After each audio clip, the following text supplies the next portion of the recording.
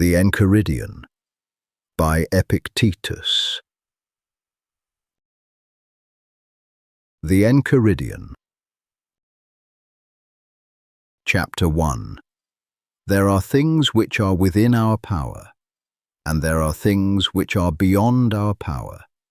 Within our power are opinion, aim, desire, aversion, and, in one word, whatever affairs are our own. Beyond our power are body, property, reputation, office, and, in one word, whatever are not properly our own affairs. Now the things within our power are by nature free, unrestricted, unhindered. But those beyond our power are weak, dependent, restricted, alien. Remember then, that if you attribute freedom to things by nature dependent and take what belongs to others for your own, you will be hindered, you will lament, you will be disturbed, you will find fault both with gods and men. But if you take for your own only that which is your own, and view what belongs to others just as it really is, then no one will ever compel you, no one will restrict you. You will find fault with no one, you will accuse no one, you will do nothing against your will, no one will hurt you, you will not have an enemy, nor will you suffer any harm. Aiming, therefore, at such great things, remember that you must not allow yourself any inclination, however slight, toward the attainment of the others, but that you must entirely quit some of them, and for the present postpone the rest. But if you would have these, and possess power and wealth likewise, you may miss the latter in seeking the former, and you will certainly fail of that by which alone happiness and freedom are procured. Seek at once, therefore, to be able to say to every unpleasing semblance, "You are but a semblance, and by no means the real thing." And then examine it by those rules which you have, and first and chiefly by this, whether it concerns the things which are within our own power or those which are not. And if it concerns anything beyond our power, be prepared to say that it is nothing to you. Remember that desire demands the attainment of that of which you are desirous, and aversion demands the avoidance of that to which you are averse. That he who fails of the object of his desires is disappointed, and he who incurs the object of his aversion is wretched. If, then, you shun only those undesirable things which you can control, you will never incur anything which you shun. But if you shun sickness, or death, or poverty, you will run the risk of wretchedness. Remove the habit of aversion, then, from all things that are not within our power, and apply it to things undesirable which are within our power. But for the present, altogether restrain desire. For if you desire any of the things not within our own power, you must necessarily be disappointed, and you are not yet secure of those which are within our power, and so are legitimate objects of desire. Where it is practically necessary for you to pursue or avoid anything, do even this with discretion and gentleness and moderation. Chapter 3.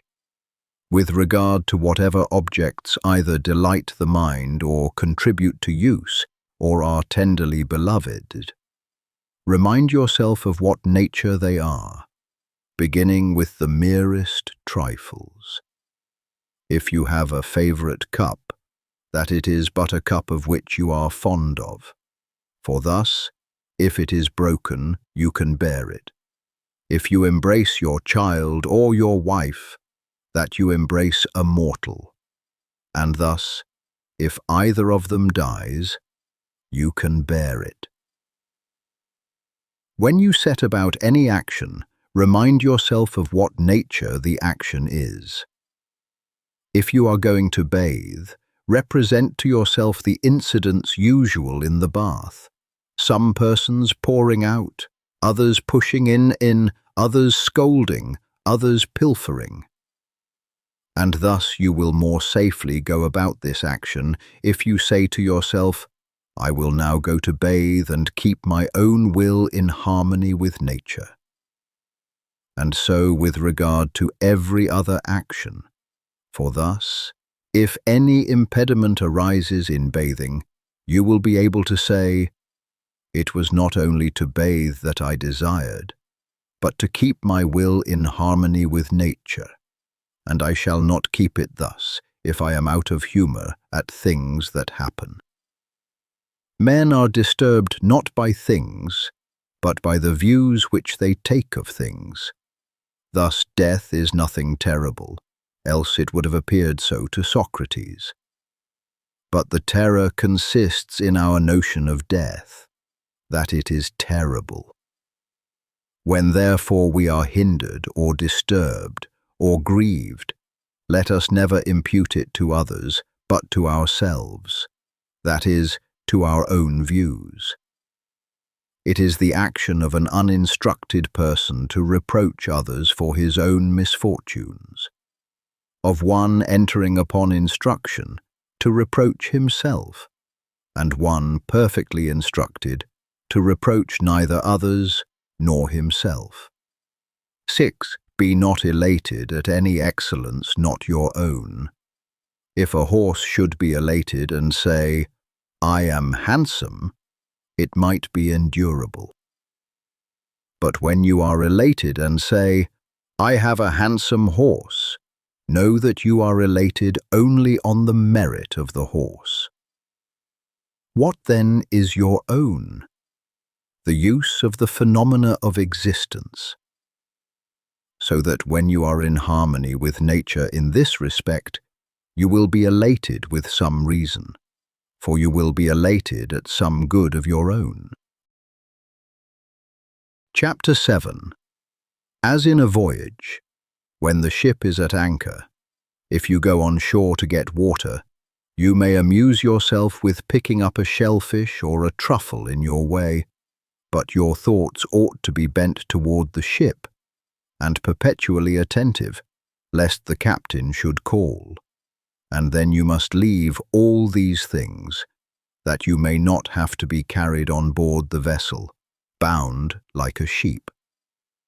Thus likewise in life, if, instead of a truffle or shellfish, such a thing as a wife or a child be granted you, there is no objection. But if the captain calls, run to the ship, leave all these things, and never look behind. But if you are old, never go far from the ship, lest you should be missing when called for. Chapter 8. Demand not that events should happen as you wish, but wish them to happen as they do happen, and you will go on well.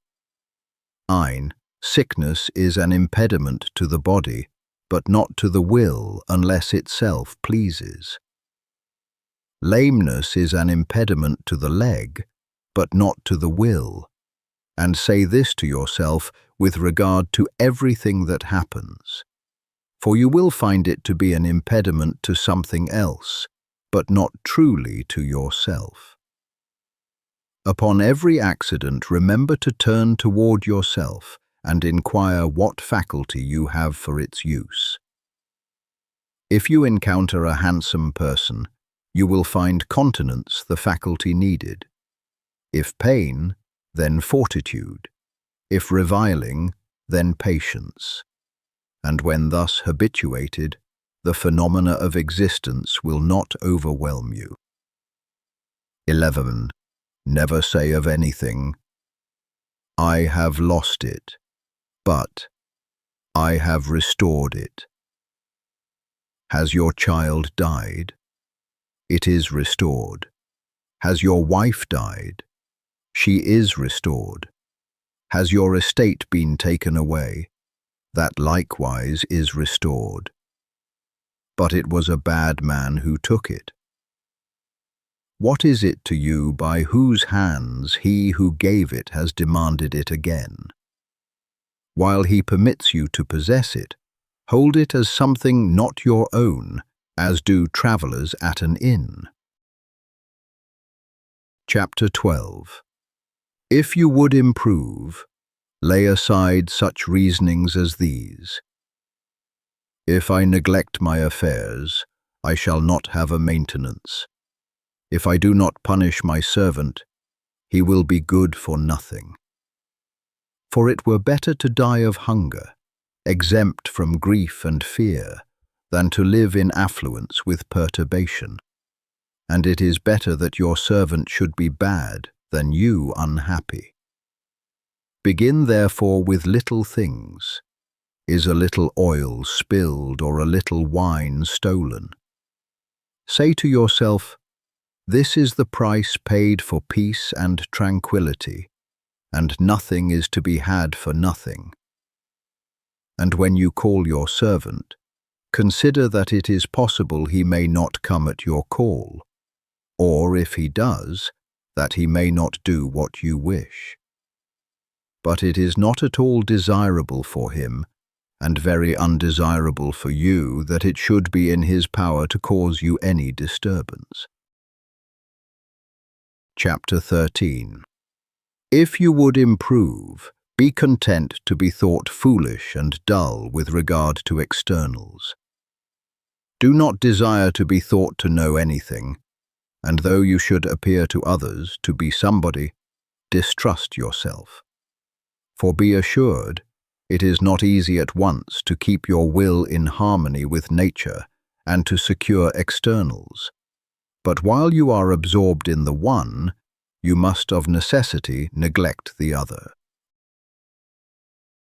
Chapter 14. If you wish your children and your wife and your friends to live forever, you are foolish, for you wish things to be in your power which are not so, and what belongs to others to be your own. So likewise, if you wish your servant to be without fault, you are foolish, for you wish vice not to be vice, but something else. But if you wish not to be disappointed in your desires, that is in your own power. Exercise, therefore, what is in your power. A man's master is he who is able to confer or remove whatever that man seeks or shuns. Whoever then would be free, let him wish nothing, let him decline nothing, which depends on others, else he must necessarily be a slave. Remember that you must behave as at a banquet. Is anything brought round to you? Put out your hand and take a moderate share. Does it pass by you? Do not stop it. Is it not yet come? Do not yearn in desire toward it, but wait till it reaches you. So with regard to children, wife, office, riches, and you will sometime or other be worthy to feast with the gods. And if you do not so much as take the things which are set before you, but are able even to forego them, then you will not only be worthy to feast with the gods, but to rule with them also. For, by thus doing, Diogenes and Heraclitus, and others like them, deservedly became divine, and were so recognized. Chapter 16. When you see anyone weeping for grief, either that his son has gone abroad, or that he has suffered in his affairs, take care not to be overcome by the apparent evil, but discriminate and be ready to say, what hurts this man is not this occurrence itself, for another man might not be hurt by it, but the view he chooses to take of it. As far as conversation goes, however, do not disdain to accommodate yourself to him, and, if need be, to groan with him. Take heed, however, not to groan inwardly too. Chapter 17. Remember that you are an actor in a drama of such sort as the author chooses. If short, then in a short one. If long, then in a long one. If it be his pleasure that you should enact a poor man, or a cripple, or a ruler, or a private citizen, see that you act it well. For this is your business, to act well the given part, but to choose it belongs to another. Chapter 18. When a raven happens to croak unluckily, be not overcome by appearances, but discriminate and say, "Nothing is portended to me, either to my paltry body, or property, or reputation, or children, or wife. But to me all portents are lucky if I will. For whatsoever happens, it belongs to me to derive advantage therefrom." Chapter 19. You can be unconquerable if you enter into no combat in which it is not in your own power to conquer. When therefore you see anyone eminent in honours or power, or in high esteem on any other account, take heed not to be bewildered by appearances, and to pronounce him happy. For if the essence of good consists in things within our own power, there will be no room for envy or emulation. But, for your part, do not desire to be a general, or a senator, or a consul, but to be free. And the only way to this is a disregard of things which lie not within our own power. Remember that it is not he who gives abuse or blows who affronts, but the view we take of these things as insulting. When, therefore, anyone provokes you, be assured that it is your own opinion which provokes you. Try, therefore, in the first place, not to be bewildered by appearances. For if you once gain time and respite, you will more easily command yourself. Chapter 21. Let death and exile, and all other things which appear terrible, be daily before your eye, but death chiefly, and you will never entertain an abject thought, nor too eagerly covet anything. Chapter 22. If you have an earnest desire toward philosophy, prepare yourself from the very first to have the multitude laugh and sneer, and say, "He is returned to us, a philosopher, all at once." And, "Whence this supercilious look?" Now, for your part, do not have a supercilious look indeed, but keep steadily to those things which appear best to you, as one appointed by God to this particular station. For remember that, if you are persistent, those very persons who at first ridiculed will afterwards admire you.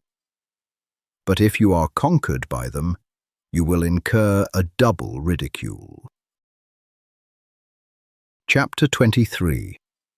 If you ever happen to turn your attention to externals for the pleasure of anyone, be assured that you have ruined your scheme of life. Be content, then, in everything with being a philosopher, and if you wish to seem so likewise to anyone, appear so to yourself, and it will suffice you. Chapter 24. Let not such considerations as these distress you. I shall live in discredit and be nobody anywhere. For if discredit be an evil, you can no more be involved in evil through another than in baseness.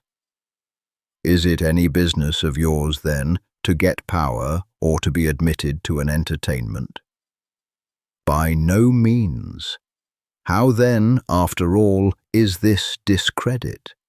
And how it is true that you will be nobody anywhere when you ought to be somebody in those things only which are within your own power, in which you may be of the greatest consequence. But my friends will be unassisted.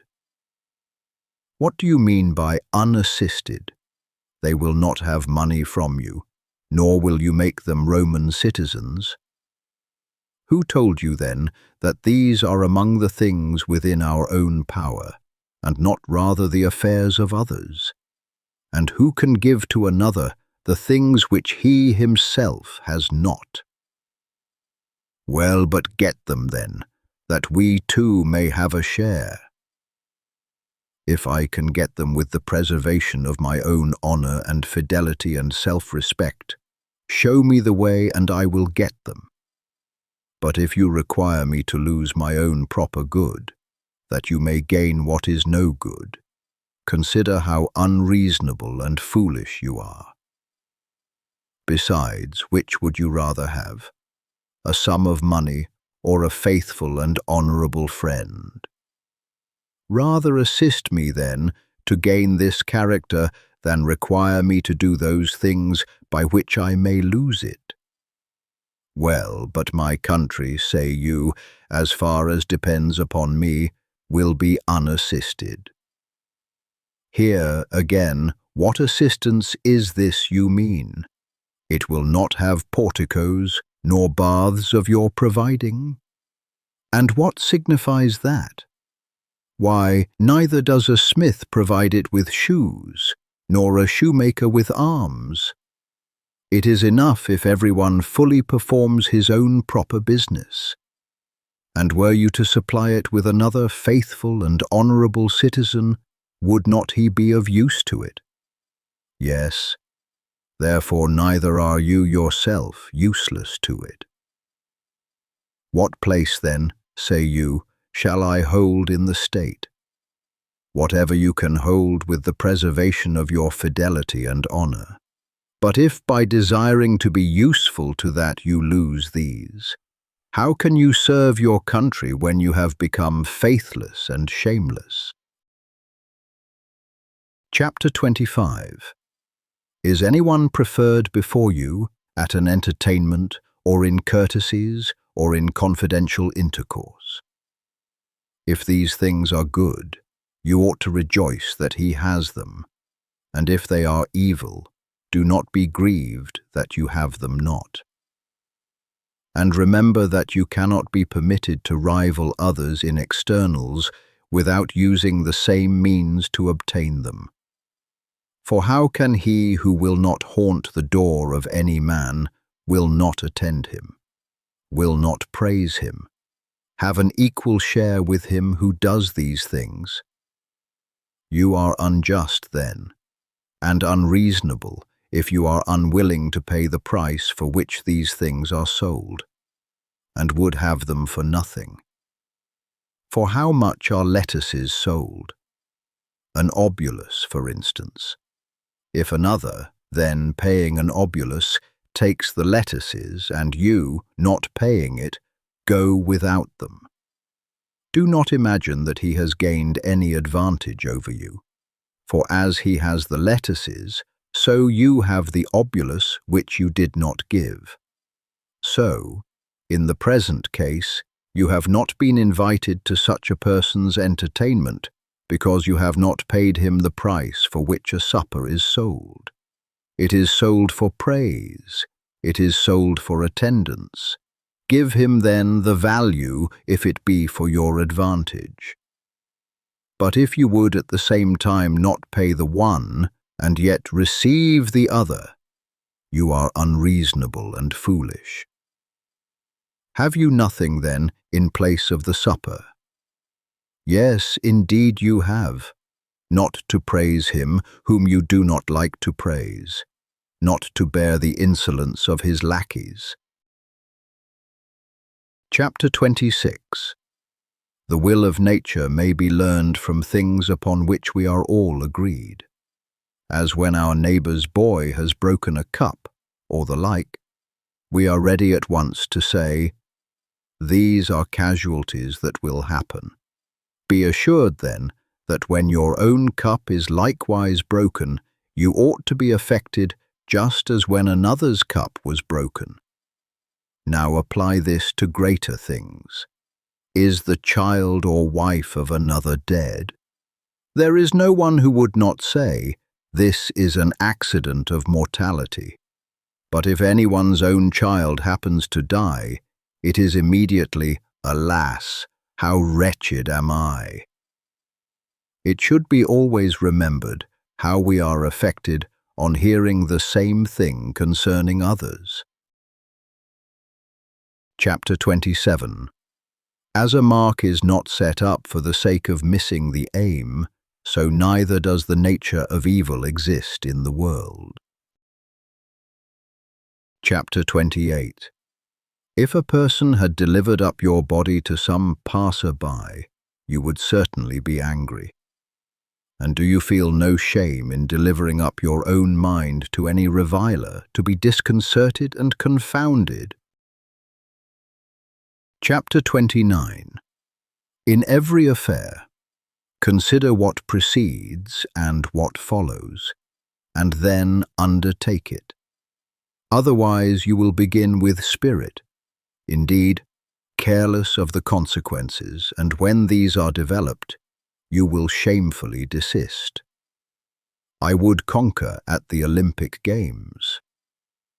But consider what precedes and what follows, and then, if it be for your advantage, engage in the affair. You must conform to rules, submit to a diet, refrain from dainties. Exercise your body whether you choose it or not, at a stated hour, in heat and cold. You must drink no cold water, and sometimes no wine. In a word, you must give yourself up to your trainer as to a physician. Then, in the combat, you may be thrown into a ditch, dislocate your arm, turn your ankle, swallow an abundance of dust, receive stripes for negligence, and, after all, lose the victory. When you have reckoned up all this, if your inclination still holds, set about the combat. Otherwise, take notice, you will behave like children who sometimes play wrestlers, sometimes gladiators, sometimes blow a trumpet, and sometimes act a tragedy when they happen to have seen and admired these shows. Thus you too will be at one time a wrestler, and another a gladiator, now a philosopher, now an orator, but nothing in earnest. Like an ape you mimic all you see, and one thing after another is sure to please you, but is out of favour as soon as it becomes familiar. For you have never entered upon anything considerately, nor after having surveyed and tested the whole matter, but carelessly, and with a half-way zeal. Thus some, when they have seen a philosopher, and heard a man speaking like Euphrates, though indeed, who can speak like him, have a mind to be philosophers too. Consider first, man, what the matter is, and what your own nature is able to bear. If you would be a wrestler, consider your shoulders, your back, your thighs. For different persons are made for different things. Do you think that you can act as you do and be a philosopher, that you can eat, drink, be angry, be discontented as you are now? You must watch, you must labour, you must get the better of certain appetites, must quit your acquaintances, be despised by your servant, be laughed at by those you meet, come off worse than others in everything, in offices, in honours, before tribunals. When you have fully considered all these things, approach, if you please. That is, if by parting with them you have a mind to purchase serenity, freedom, and tranquillity. If not, do not come hither. Do not, like children, be now a philosopher, then a publican, then an orator, and then one of Caesar's officers. These things are not consistent. You must be one man, either good or bad. You must cultivate either your own reason or else externals. Apply yourself either to things within or without you. That is, be either a philosopher or one of the mob. Chapter 30. Duties are universally measured by relations.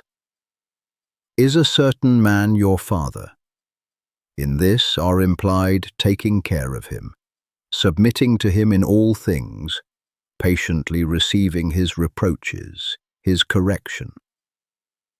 But he is a bad father. Is your natural tie, then, to a good father? No, but to a father. Is a brother unjust? Well, preserve your own just relation toward him. Consider not what he does, but what you are to do to keep your own will in a state conformable to nature, for another cannot hurt you unless you please. You will then be hurt when you consent to be hurt. In this manner, therefore, if you accustom yourself to contemplate the relations of neighbor, citizen, commander, you can deduce from each the corresponding duties. Chapter 31. Be assured that the essence of piety toward the gods lies in this: to form right opinions concerning them, as existing and as governing the universe justly and well. And fix yourself in this resolution, to obey them, and yield to them, and willingly follow them amidst all events, as being ruled by the most perfect wisdom. For thus you will never find fault with the gods, nor accuse them of neglecting you.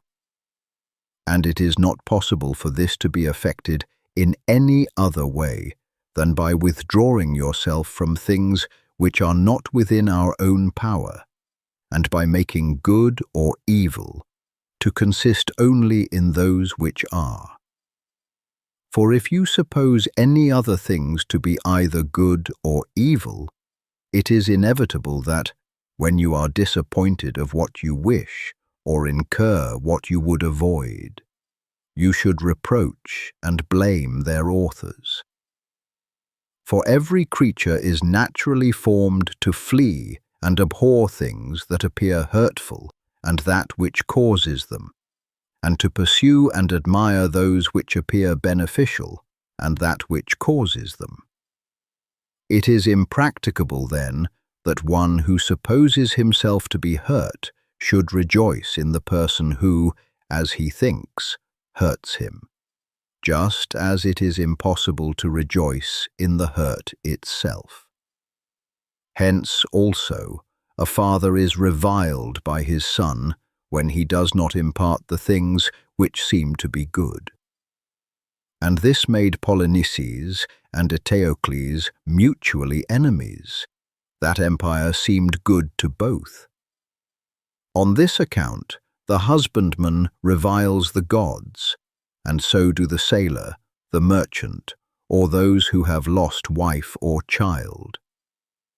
For where our interest is, there too is piety directed. So that whoever is careful to regulate his desires and aversions as he ought is thus made careful of piety likewise.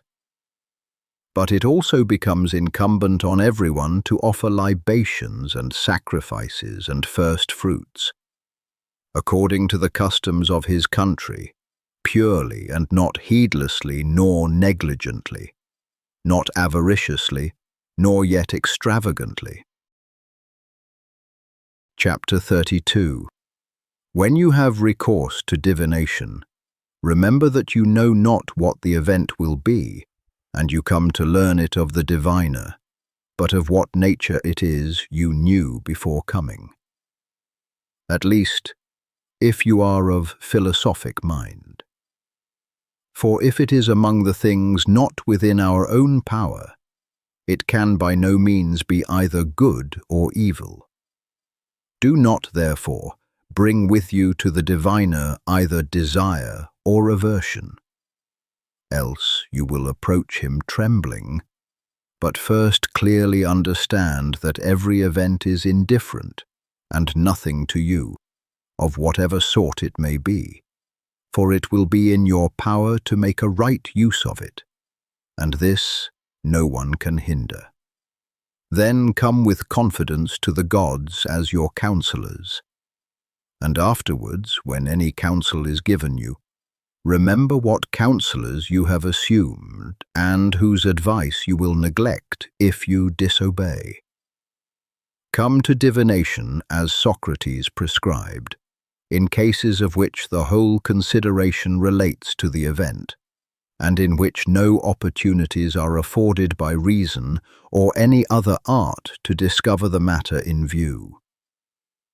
When, therefore, it is our duty to share the danger of a friend or of our country, we ought not to consult the oracle as to whether we shall share it with them or not.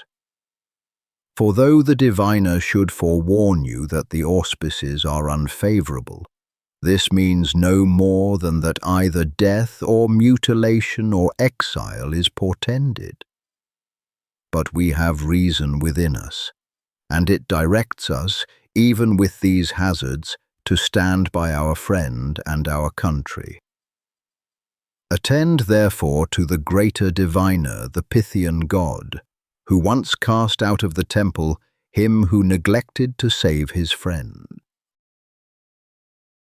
Chapter 33. Begin by prescribing to yourself some character and demeanour, such as you may preserve both alone and in company.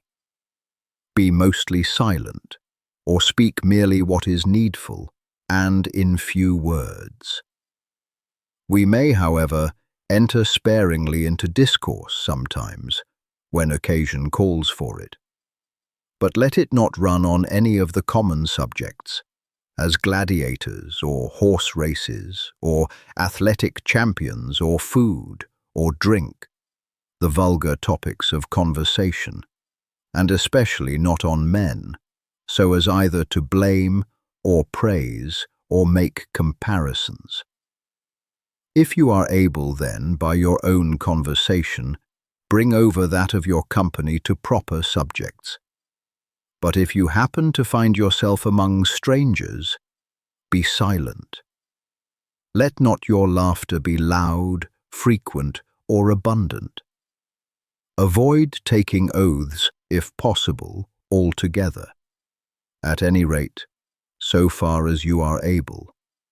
Avoid public and vulgar entertainments, but if ever an occasion calls you to them, keep your attention upon the stretch, that you may not imperceptibly slide into vulgarity. For be assured that if a person be ever so pure himself, yet, if his companion be corrupted, he who converses with him will be corrupted likewise. Provide things relating to the body no further than absolute need requires, as meat, drink, clothing, house, retinue, but cut off everything that looks toward show and luxury. Before marriage, guard yourself with all your ability from unlawful intercourse with women. Yet be not uncharitable or severe to those who are led into this, nor boast frequently that you yourself do otherwise. If anyone tells you that a certain person speaks ill of you, do not make excuses about what is said of you, but answer, "He was ignorant of my other faults, else he would not have mentioned these alone." It is not necessary for you to appear often at public spectacles, But if ever there is a proper occasion for you to be there, do not appear more solicitous for any other than for yourself. That is, wish things to be only just as they are, and only the best man to win. For thus, nothing will go against you. But abstain entirely from acclamations and derision and violent emotions. And when you come away, do not discourse a great deal on what has passed, and what contributes nothing to your own amendment. For it would appear by such discourse that you were dazzled by the show. Be not prompt or ready to attend private recitations, but if you do attend, preserve your gravity and dignity, and yet avoid making yourself disagreeable. When you are going to confer with anyone, and especially with one who seems your superior, represent to yourself how Socrates or Zeno would behave in such a case, and you will not be at a loss to meet properly whatever may occur. When you are going before anyone in power, fancy to yourself that you may not find him at home, that you may be shut out, that the doors may not be opened to you, that he may not notice you. If, with all this, it be your duty to go, bear what happens and never say to yourself, "It was not worth so much," for this is vulgar and like a man bewildered by externals. In company, avoid a frequent and excessive mention of your own actions and dangers. For however agreeable it may be to yourself to allude to the risks you have run, it is not equally agreeable to others to hear your adventures. Avoid likewise an endeavour to excite laughter, for this may readily slide you into vulgarity, and, besides, may be apt to lower you in the esteem of your acquaintance. Approaches to indecent discourse are likewise dangerous. Therefore, when anything of this sort happens, use the first fit opportunity to rebuke him who makes advances that way, or at least, by silence and blushing and a serious look, show yourself to be displeased by such talk. Chapter 34. If you are dazzled by the semblance of any promised pleasure, guard yourself against being bewildered by it, but let the affair wait your leisure, and procure yourself some delay. Then bring to your mind both points of time, that in which you shall enjoy the pleasure, and that in which you will repent and reproach yourself, after you have enjoyed it, and set before you, in opposition to these, how you will rejoice and applaud yourself if you abstain. And even though it should appear to you a seasonable gratification, take heed that its enticements and allurements and seductions may not subdue you, but set in opposition to this how much better it is to be conscious of having gained so great a victory. Chapter 35. When you do anything from a clear judgment that it ought to be done, never shrink from being seen to do it, even though the world should misunderstand it. For if you are not acting rightly, shun the action itself. If you are, why fear those who wrongly censure you? Chapter 36. As the proposition, either it is day or it is night, has much force in a disjunctive argument, but none at all in a conjunctive one. So, at a feast, to choose the largest share is very suitable to the bodily appetite, but utterly inconsistent with the social spirit of the entertainment. Remember then, when you eat with another, not only the value to the body of those things which are set before you, but also the value of proper courtesy toward your host. Chapter 37. If you have assumed any character beyond your strength, You have both demeaned yourself ill in that, and quitted one which you might have supported. Chapter 38. As in walking you take care not to tread upon a nail, or turn your foot, so likewise take care not to hurt the ruling faculty of your mind. And if we were to guard against this in every action, we should enter upon action more safely. Chapter 39. The body is to everyone the proper measure of its possessions, as the foot is of the shoe. If, therefore, you stop at this, you will keep the measure, but if you move beyond it, you must necessarily be carried forward, as down a precipice.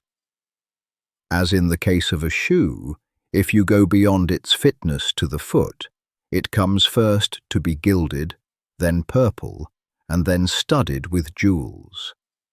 For to that which once exceeds the fit measure, there is no bound. Women from 14 years old are flattered by men with the title of mistresses. Therefore, perceiving that they are regarded only as qualified to give men pleasure, they begin to adorn themselves, and in that to place all their hopes.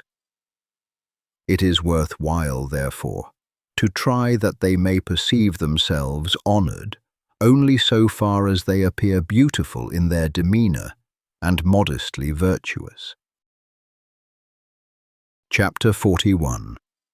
It is a mark of want of intellect to spend much time in things relating to the body, as to be immoderate in exercises, in eating and drinking, and in the discharge of other animal functions. These things should be done incidentally, and our main strength be applied to our reason. Chapter 42. When any person does ill by you or speaks ill of you, remember that he acts or speaks from an impression that it is right for him to do so. Now it is not possible that he should follow what appears right to you, but only what appears so to himself. Therefore, if he judges from false appearances, he is the person hurt, since he, too, is the person deceived. For if anyone takes a true proposition to be false, the proposition is not hurt, but only the man is deceived. Setting out, then, from these principles, you will meekly bear with a person who reviles you, for you will say upon every occasion, "It seemed so to him." Chapter 43. Everything has two handles, one by which it may be borne, another by which it cannot. If your brother acts unjustly, do not lay hold on the affair by the handle of his injustice, for by that it cannot be borne, but rather by the opposite, that he is your brother, that he was brought up with you, and thus you will lay hold on it as it is to be borne. Chapter 44. These reasonings have no logical connection. I am richer than you, therefore I am your superior. I am more eloquent than you, therefore I am your superior. The true logical connection is rather this: I am richer than you, therefore my possessions must exceed yours. I am more eloquent than you, therefore my style must surpass yours. But you, after all, consist neither in property nor in style. Chapter 45. Does anyone bathe hastily? Do not say that he does it ill, but hastily. Does anyone drink much wine? Do not say that he does ill, but that he drinks a great deal. For unless you perfectly understand his motives, how should you know if he acts ill? Thus you will not risk yielding to any appearances, but such as you fully comprehend. Chapter 46. Never proclaim yourself a philosopher, nor make much talk among the ignorant about your principles, but show them by actions. Thus, at an entertainment, do not discourse how people ought to eat, but eat as you ought. For remember that thus Socrates also universally avoided all ostentation. And when persons came to him and desired to be introduced by him to philosophers, he took them and introduced them. So well did he bear being overlooked. So if ever there should be among the ignorant any discussion of principles, be for the most part silent. For there is great danger in hastily throwing out what is undigested. And if anyone tells you that you know nothing, and you are not nettled at it, then you may be sure that you have really entered on your work. For sheep do not hastily throw up the grass to show the shepherds how much they have eaten, but, inwardly digesting their food, they produce it outwardly in wool and milk. Thus, therefore, do you not make an exhibition before the ignorant of your principles, but of the actions to which their digestion gives rise. Chapter 47.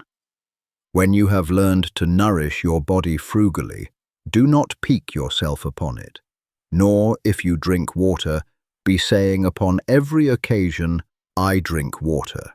But first, consider how much more frugal are the poor than we, and how much more patient of hardship. If at any time you would inure yourself by exercise to labor and privation, for your own sake and not for the public, do not attempt great feats, but when you are violently thirsty, just rinse your mouth with water and tell nobody. Chapter 48. The condition and characteristic of a vulgar person is that he never looks for either help or harm from himself, but only from externals. The condition and characteristic of a philosopher is that he looks to himself for all help or harm. The marks of a proficient are that he censures no one, praises no one, blames no one, accuses no one, says nothing concerning himself as being anybody or knowing anything. When he is in any instance hindered or restrained, he accuses himself, and if he is praised, he smiles to himself at the person who praises him, and if he is censured, he makes no defense. But he goes about with the caution of a convalescent, careful of interference with anything that is doing well, but not yet quite secure. He restrains desire. He transfers his aversion to those things only which thwart the proper use of our own will. He employs his energies moderately in all directions. If he appears stupid or ignorant, he does not care. And, in a word, he keeps watch over himself as over an enemy and one in ambush. Chapter 49.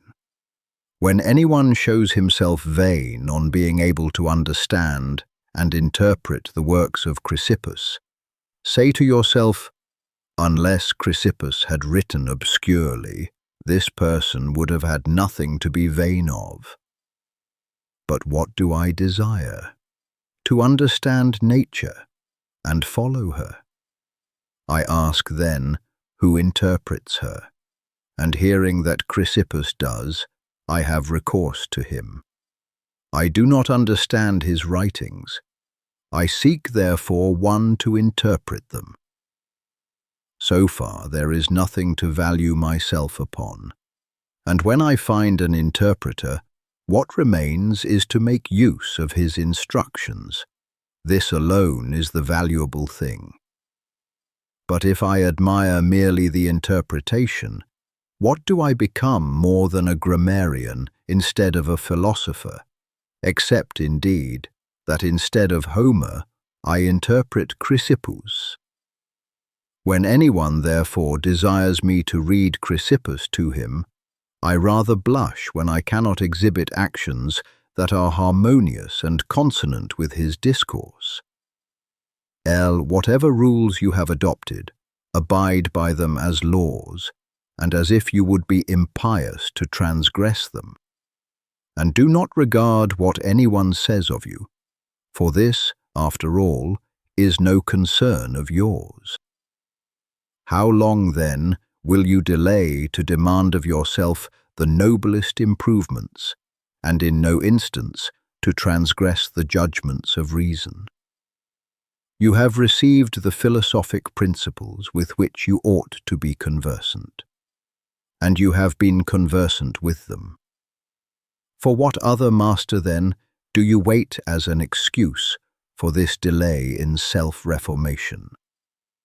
You are no longer a boy, but a grown man. If, therefore, you will be negligent and slothful, and always add procrastination to procrastination, purpose to purpose, and fix day after day in which you will attend to yourself, you will insensibly continue to accomplish nothing, and, living and dying, remain of vulgar mind. This instant, then, think yourself worthy of living as a man grown up and a proficient. Let whatever appears to be the best be to you an inviolable law.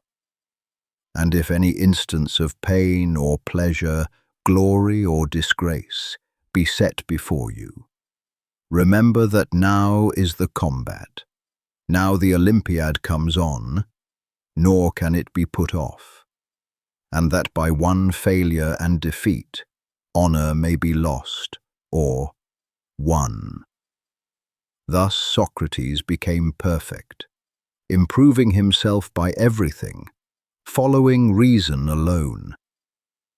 And though you are not yet a Socrates, you ought, however, to live as one seeking to be a Socrates.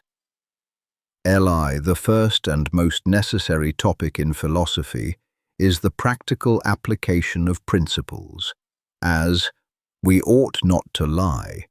The second is that of demonstrations, as why it is that we ought not to lie. The third, that which gives strength and logical connection to the other two, as why this is a demonstration. For what is demonstration? What is a consequence? What a contradiction? What truth? What falsehood? The third point is then necessary on account of the second, and the second on account of the first. But the most necessary, and that whereon we ought to rest, is the first. But we do just the contrary. For we spend all our time on the third point, and employ all our diligence about that, and entirely neglect the first.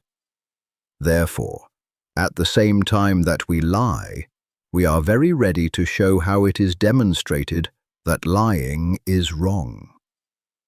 Upon all occasions we ought to have these maxims ready at hand. Conduct me, Zeus, and thou, O destiny, wherever your decrees have fixed my lot. I follow cheerfully, and did I not, wicked and wretched, I must follow still. Whoever yields properly to fate is deemed wise among men, and knows the laws of heaven. And this third, O Crito, if it thus pleases the gods, thus let it be.